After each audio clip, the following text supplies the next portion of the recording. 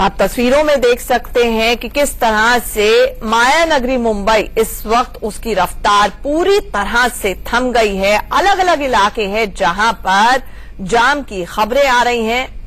मराठा महारैली की वजह से मुंबई की रफ्तार रुक गई है। मराठा समाज के लाखों सरकारी नौकरियों और शिक्षा में 16% आरक्षण की मांग को लेकर सड़कों पर उतर आए हैं। यह विशाल मोर्चा भाईकला से आजाद मैदान तक जाएगा। खास बात यह है कि यह मोर्चा मूक होगा, यानी कि यह मूक आंदोलन है। इसमें कोई नारेबाजी और भाषणबाजी नहीं होगी। हक की इस जंग की वजह से मुंबई में जगह जगह पर जाम लग गया है। लाखों की तादाद में इस वक्त मराठा इस आंदोलन में शरीक होने के लिए मुंबई की सड़कों पर उतरे हैं। आप दो तस्वीरें देख सकते हैं। एक तरफ मराठा आंदोलन की तस्वीरें हैं, दूसरी तरफ मुंबई की रफ्तार किस तरह से थमी है।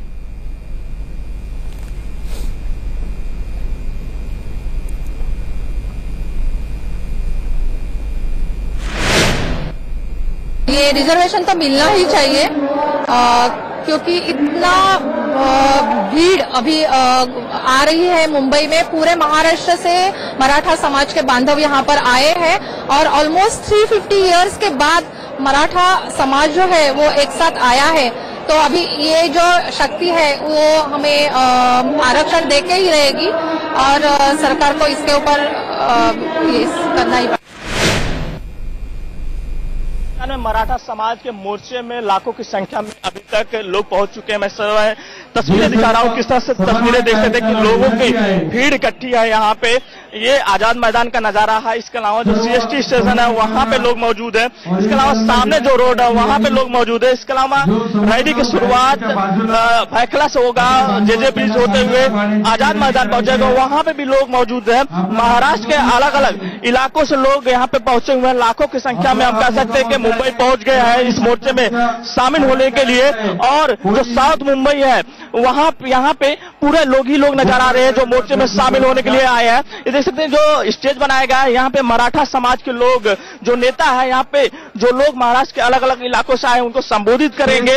लगातार मराठा समाज सरकार से मांग करते आ रहा है कि उनके लोगों को आरक्षण दिया जाए। साथ ही जो खोपड़ी में रेप कांड हुआ उसके आरोपी को फांसी दिया जाए। कहीं आज मराठा समाज शक्ति प्रदर्शन करके सरकार को जगाना चाहती है। गणेश के साथ 8 से 10 लाख लोग सड़कों पर उतरे हैं मराठा आंदोलन में हिस्सा लेने के लिए। और जिस तरह से हमारे रिपोर्टर बता रहे थे, सरकार को जगाना चाहती हैं। एनके सिंह सर, सरकार को जगाने की कोशिश है और वाकई सरकार जग सकती है, क्योंकि जो मांगे हैं वो अपने आप में संविधान की कसौटी पर खरी नहीं उतरेगी। नहीं, कतई नहीं उतरेगी। आप देखिए कितना बड़ा ये अजीब सा पैराडॉक्स है कि जाट से आप जानती हैं कि अगर सोशल मोबिलिटी के लेवल पे देखें, इकोनॉमिक उसके पैरामीटर्स पे देखें तो जाट मजबूत है, पटेल मजबूत है, मराठा भी मजबूत है। लेकिन आज आंदोलन कर और कितने के लिए? सरकारी नौकरियां श्रिंक करती जा रही हैं, बहुत थोड़ी सी हैं। हर साल भारत में 1.5 करोड़ लोग जॉब मार्केट में एक्स्ट्रा आ जाते हैं और वो उनको क्या सरकारी नौकरी मिलती है? कुछ लाख सरकारी नौकरियां रह गई हैं। लेकिन उसके बावजूद इस तरह का सिर्फ इसलिए किया जाता है कि रैलिंग पॉइंट होता है पॉलिटिकल मोबिलाइजेशन के लिए। अंत में इसका पर्पस होगा कि पॉलिटिकल मोबिलाइजेशन करें, बार्गेन करें और पॉलिटिकल शेयर लेने के लिए कोशिश करें। सीटों में आपको विधायक जी को टिकट मिल जाए। मेरे ख्याल से ये पूरा का पूरा जो कर रहे हैं, आज पूरा मुंबई से सीज्ड है। पूरी मुंबई में आज कहीं भी मोबिलिटी नहीं है, मार्केट बंद है। अगर ये स्थिति रहती है तो सिर्फ इसका पर्पस क्या है? सिर्फ ये है कि इसको कन्वर्ट करो और एक अच्छे से जो एस्पिरेशन को डेवलप करके और धीरे से इसका पॉलिटिकल मोबिलाइजेशन के प्रोसेस में ले आओ, और यही इसका अंत होने जा रहा है। लेकिन इससे पूरे के पूरे समाज में, पूरे आज महाराष्ट्र में अगर आज देखें तो कोई काम नहीं होगा।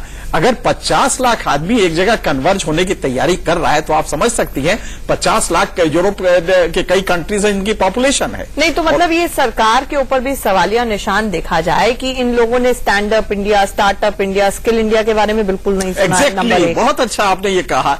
आज इश्यूज वो थे कि आप उस पर करें कि हमें कितना सरकार से इमदाद मिली, हम स्टार्टअप इंडिया करने जा रहे हैं, वरना हम एजिटेशन करेंगे।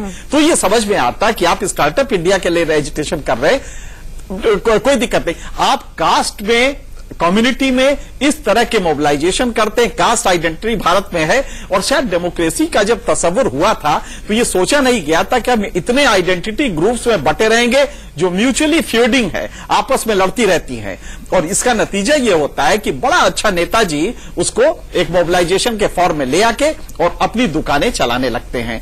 लेकिन यहाँ पे दुकान चलेगी किसकी एनके सर, क्योंकि पूरी तरह से फेसलेस एजिटेशन है और अभी लग रहा है आपको, है। आप याद करिए हार्दिक पटेल वाला भी फेसलेस था शुरुआती दौर में, फेसलेस शुरुआत में, बाद में उसमें पॉलिटिकल लोग कूदते हैं। तो शुरू में आजकल करेक्टर हो गया है।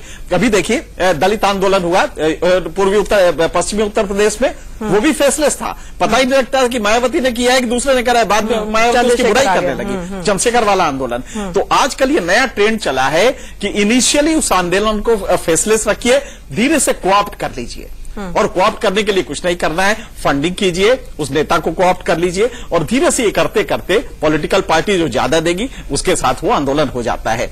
ये जो आपने पटेल आंदोलन देखा है, इसकी भी परिणति यही होगी। और ये मराठा आंदोलन जो आप देख रही हैं, बहुत दिन से ही किया जा रहा है, और आपको इसका डिस्क्रेडिट किसको जाएगा? खुद पॉलिटिकल पार्टीज जब गवर्नमेंट में होती हैं तो ये वादा कर लेती हैं। लेकिन महाराष्ट्र की एक यूनिक प्रॉब्लम है इनके सर, और ये खतरनाक भी हो सकता है, क्योंकि कहीं ये मराठा वर्सेस नॉर्थ इंडियंस जब हो जाता है तब समस्या वहां पर नहीं, इसका नेचर तो दूसरा है, ये वो वाला नहीं है। नहीं, लेकिन वहां पर भी चाहे रेडी पटरी हो, चाहे दूसरे लोग नौकरियां आके लेते हैं नॉर्थ इंडियंस, तो ये कहीं ना कहीं एक अंडरलाइंग फीचर तो है वहां पर। ये देखिए, ये मुंबई में तो ये होगा, मुंबई में इसको कन्वर्ट करके नॉर्थ इंडियन, क्योंकि ये बात सही है कि जॉब्स में भी वो एक्सेल कर रहे हैं, इसमें कोई दो राय नहीं है। लेकिन अगर ये आप पूरे उसमें देखेंगी, मराठा रीजन में देखेंगी, तो सिर्फ इतना ही नहीं है, वहां से एग्रीकल्चर के भी लोग आ रहे हैं, किसान भी इस आंदोलन में शामिल है। मुझे याद है जब 2 साल पहले ये हुआ था, इसके चल रहा था तैयारी, तो उस समय बाई चांस थे पुणे में, और हमने देखा कि वो आंदोलन का नेचर क्या है, और ये समझ में आया कि शुरू में ये एपॉलिटिकल रहेगा, गैर राजनीतिक दिखाई देगा, लेकिन इसमें लोग वही होंगे जो राजनीति से कहीं ना कहीं जुड़े हुए हैं और अपने को वो एपॉलिटिकल दिखाते हैं। तो पूरे महाराष्ट्र में अगर ये फैलेगा तो सिर्फ ये नॉर्थ इंडिया वर्सेस ये नहीं होगा जी, ये तो गवर्नमेंट वर्सेस इस समय चल रहा है। हाँ, खतरा ये है कि मुंबई में ये नॉर्थ इंडियन वर्सेस मराठी हो जाएगा, और तब जिस तरह शिवसेना का तांडव चलता है, ना हो जाए, जी बिल्कुल, बहुत बड़ा खतरा है। एक बड़ी खबर आ रही है, उसका